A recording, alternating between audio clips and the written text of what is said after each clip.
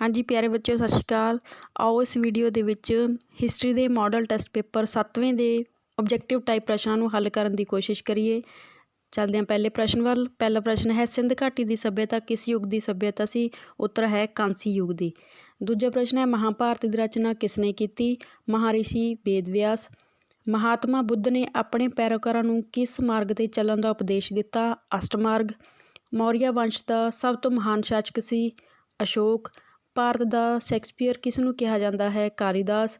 Hiuen Tsang Harshvardhan ਦੇ ਰਾਜ ਵਿੱਚ ਕਿਸ ਦੇਸ਼ ਵਿੱਚੋਂ ਆਇਆ ਸੀ?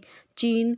ਤਰਾਇਨ ਦੀ ਪਹਿਲੀ ਲੜਾਈ ਕਦੋਂ ਹੋਈ? ਇਹਦੇ ਵਿੱਚ ਆਪਸ਼ਨ ਥੋੜ੍ਹੀਆਂ ਗਲਤ ਦਿੱਤੀਆਂ ਹੋਈਆਂ। 1191 ਈਸਵੀ ਦੇ ਵਿੱਚ ਹੋਈ ਸੀ, ਪਰ ਜੇ ਤੁਹਾਨੂੰ ਪੇਪਰ ਦੇ ਵਿੱਚ ਵੀ ਇਸ ਤਰੀਕੇ ਨਾਲ ਕੋਈ ਪ੍ਰਿੰਟਿੰਗ ਗਲਤ ਆ ਜਾਂਦੀ ਹੈ ਤਾਂ ਤੁਸੀਂ ਬਿਲਕੁਲ ਨੇੜੇ ਵਾਲੀ ਆਪਸ਼ਨ 'ਤੇ ਟਿਕ ਕਰਨਾ ਹੈ। ਜਿਵੇਂ ਇੱਥੇ 1192 ਹੈ ਤਾਂ ਜੇ ਬਾਈ ਚਾਂਸ ਇਸ ਤਰੀਕੇ ਨਾਲ ਹੀ ਆ ਜਾਂਦਾ ਤਾਂ 1192, ਵੈਸੇ 1191। ਵਿਜੇਨਗਰ ਸਾਮਰਾਜ ਦੀ ਰਾਜਧਾਨੀ ਦਾ ਕੀ ਨਾਂ ਸੀ? ਆੜਾ ਹੰਪੀ। ਗੁਰੂ ਨਾਨਕ ਦੇਵ ਜੀ ਦਾ ਜਨਮ ਕਦੋਂ ਹੋਇਆ? 1469 ਈਸਵੀ। ਹਰਿਮੰਦਰ ਸਾਹਿਬ ਦੀ ਨੀਂਹ ਕਿਸ ਨੇ ਰੱਖੀ? ਤਾਂ ਇਹ ਰੱਖੀ ਸੀ ਸੰਤ ਮੀਆਂ ਮੀਰ ਨੇ। ਰਖਵਾਈ ਕਿਹਨਾਂ ਨੇ ਸੀ? ਸ਼੍ਰੀ ਗੁਰੂ ਅਰਜਨ ਦੇਵ ਜੀ ਨੇ। ਜੇ ਤੁਹਾਨੂੰ ਪ੍ਰਸ਼ਨ ਇਸ ਤਰੀਕੇ ਨਾਲ ਆਵੇਗਾ ਤਾਂ ਤੁਸੀਂ ਉੱਤਰ ਸੰਤ ਮੀਆਂ ਮੀਰ ਜੀ ਨੇ ਲਾਉਣਾ ਹੈ। ਜੇ ਹਰਿਮੰਦਰ ਸਾਹਿਬ ਦੀ ਸਥਾਪਨਾ ਕਿਸ ਨੇ ਕੀਤੀ ਸੀ ਤਾਂ ਆਏਗਾ ਗੁਰੂ ਅਰਜਨ ਦੇਵ ਜੀ। 11ਵਾਂ ਪ੍ਰਸ਼ਨ ਹੈ ਭਾਰਤ ਵਿੱਚ ਮੁਗਲ ਵੰਸ਼ ਦਾ ਸੰਸਥਾਪਕ ਕੌਣ ਸੀ? ਬਾਬਰ। ਮੁਗਲ ਕਾਲ ਵਿੱਚ ਪ੍ਰਾਂਤ ਦਾ ਮੁਖੀ ਕੌਣ ਹੁੰਦਾ ਸੀ? ਸੂਬੇਦਾਰ। ਪਾਣੀਪਤ ਦੀ ਤੀਜੀ ਲੜਾਈ ਕਦੋਂ ਹੋਈ? 1761 ਈਸਵੀ। ਵੱਡਾ ਘੱਲੂਘਾਰਾ ਕਦੋਂ ਹੋਇਆ? 1762 ਈਸਵੀ। 5 ਫਰਵਰੀ 1762 ਈਸਵੀ ਨੂੰ ਵੱਡਾ ਘੱਲੂਘਾਰਾ ਹੋਇਆ ਸੀ। ਹੇਠ ਲਿਖਿਆਂ ਵਿੱਚੋਂ ਕਿਸ ਨੂੰ ਸ਼ੇਰੇ ਪੰਜਾਬ ਦੇ ਨਾਂ ਨਾਲ ਯਾਦ ਕੀਤਾ ਜਾਂਦਾ ਹੈ? ਮਹਾਰਾਜਾ ਰਣਜੀਤ ਸਿੰਘ ਨੂੰ। ਅੰਗਰੇਜ਼ੀ ਈਸਟ ਇੰਡੀਆ ਕੰਪਨੀ ਦੀ ਸਥਾਪਨਾ ਕਦੋਂ ਹੋਈ? 1600 ਈਸਵੀ ਵਿੱਚ। ਲਾਰਡ ਡਲਹੌਜ਼ੀ ਭਾਰਤ ਦਾ ਗਵਰਨਰ ਜਨਰਲ ਕਦੋਂ ਬਣਿਆ? 1848 ਈਸਵੀ ਵਿੱਚ। ਇਹ 1848 ਤੋਂ 1856 ਈਸਵੀ ਤੱਕ ਭਾਰਤ ਦਾ ਗਵਰਨਰ ਜਨਰਲ ਰਿਹਾ ਸੀ। ਅੱਗੇ ਹੈ ਅੰਗਰੇਜ਼ੀ ਸਰਕਾਰ ਨੇ ਭਾਰਤ ਵਿੱਚ ਸਤੀ ਪ੍ਰਥਾ 'ਤੇ ਰੋਕ ਕਦੋਂ ਲਗਾਈ? 1829 ਈਸਵੀ ਵਿੱਚ। ਇਹ ਲਾਰਡ ਵਿਲੀਅਮ ਬੈਂਟਿੰਗ ਨੇ ਇੱਕ ਕਾਨੂੰਨ ਬਣਾਇਆ ਸੀ ਅਤੇ ਉਦੋਂ ਇਹ ਸਤੀ ਪ੍ਰਥਾ ਖਤਮ ਕੀਤੀ ਸੀ। ਫਿਰ ਹੈ ਜੀ ਭਾਰਤ ਦਾ ਪਹਿਲਾ ਸ਼ਹੀਦ ਕੌਣ ਸੀ? ਮੰਗਲ ਪਾਂਡੇ। ਆਜ਼ਾਦ ਭਾਰਤ ਦਾ ਪਹਿਲਾ ਗਵਰਨਰ ਜਨਰਲ ਕੌਣ ਸੀ? Lord Mountbatten. ਅੱਗੇ ਖਾਲੀ ਥਾਵਾਂ 'ਤੇ ਆ ਜਾਓ। ਰਾਮਾਇਣ ਦੀ ਰਚਨਾ ਕਿਸ ਨੇ ਕੀਤੀ ਸੀ? ਮਹਾਰਿਸ਼ੀ ਵਾਲਮੀਕੀ ਨੇ। ਹੂਣਾਂ ਨੇ ਪਹਿਲੀ ਵਾਰ ਭਾਰਤ 'ਤੇ ਹਮਲਾ ਡੈਸ਼ ਵਿੱਚ ਕੀਤਾ? ਇਹ ਕੀਤਾ ਸੀ 455 ਈਸਵੀ ਵਿੱਚ ਸਕੰਦਗੁਪਤ ਦੇ ਸਮੇਂ। ਤੀਜਾ ਪ੍ਰਸ਼ਨ ਹੈ ਅਕਬਰ ਦੇ ਸ਼ਾਸਨ ਕਾਲ ਵਿੱਚ ਪ੍ਰਾਂਤਾਂ ਦੀ ਗਿਣਤੀ 15 ਸੀ। ਚੌਥੀ ਹੈ ਵਿੱਚ ਭਾਰਤ ਦੀ ਪਹਿਲੀ ਰੇਲ ਗੱਡੀ ਚਲਾਈ ਗਈ? 1853 ਈਸਵੀ ਵਿੱਚ ਭਾਰਤ ਦੀ ਪਹਿਲੀ ਰੇਲ ਗੱਡੀ ਚਲਾਈ ਗਈ। ਪੰਜਵਾਂ ਹੈ ਮਹਾਤਮਾ ਗਾਂਧੀ ਨੇ ਨਾ ਮਿਲਵਰਤਨ ਅੰਦੋਲਨ 1920 ਈਸਵੀ ਵਿੱਚ ਸ਼ੁਰੂ ਕੀਤਾ। ਅੱਗੇ ਠੀਕ ਗਲਤ।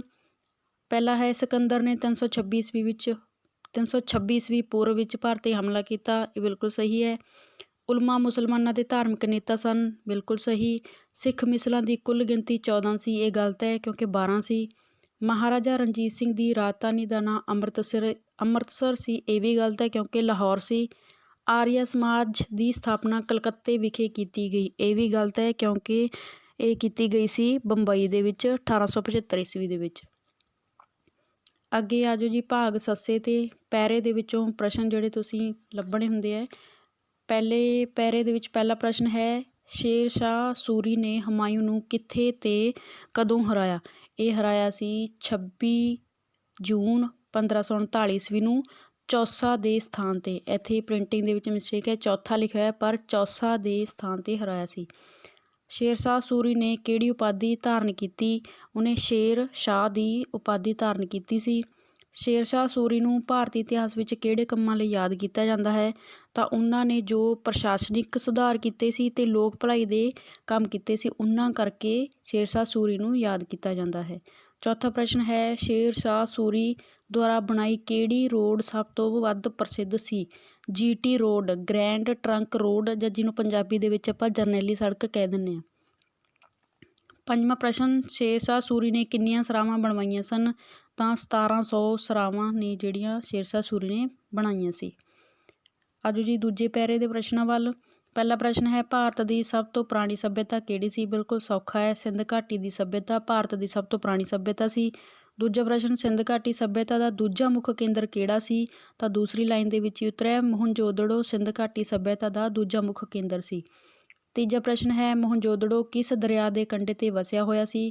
ਤਾਂ ਤੀਜੀ ਲਾਈਨ ਦੇ ਵਿੱਚ ਹੈ ਸਿੰਧ ਦਰਿਆ ਦੇ ਕਿਨਾਰੇ 'ਤੇ ਇਹ ਵਸਿਆ ਹੋਇਆ ਸੀ।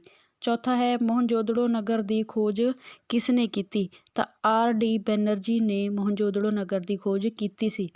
ਮੋਹਨਜੋਦੜੋ ਕਿਸ ਕਾਰਨ ਪ੍ਰਸਿੱਧ ਹੈ? ਅਖੀਰਲੀਆਂ ਲਾਈਨਾਂ ਦੇ ਵਿੱਚ ਤੁਸੀਂ ਦੇਖੋ, ਇਹ ਨਗਰ ਖੁਦਾਈ ਦੌਰਾਨ ਮਿਲੇ ਵੱਡੇ ਇਸ਼ਨਾਨ ਘਰ, ਕਾਂਸੀ ਦੀ ਨਰਤਕੀ ਦੀ ਮੂਰਤੀ, ਅਨਾਜ ਸਾਂਭਣ ਲਈ ਬਣੇ ਗੋਦਾਮ ਘਰ ਅਤੇ ਵੱਡੀ ਗਿਣਤੀ ਵਿੱਚ ਮਿਲੀਆਂ ਮੋਹਰਾਂ ਕਾਰਨ ਪ੍ਰਸਿੱਧ ਹੈ।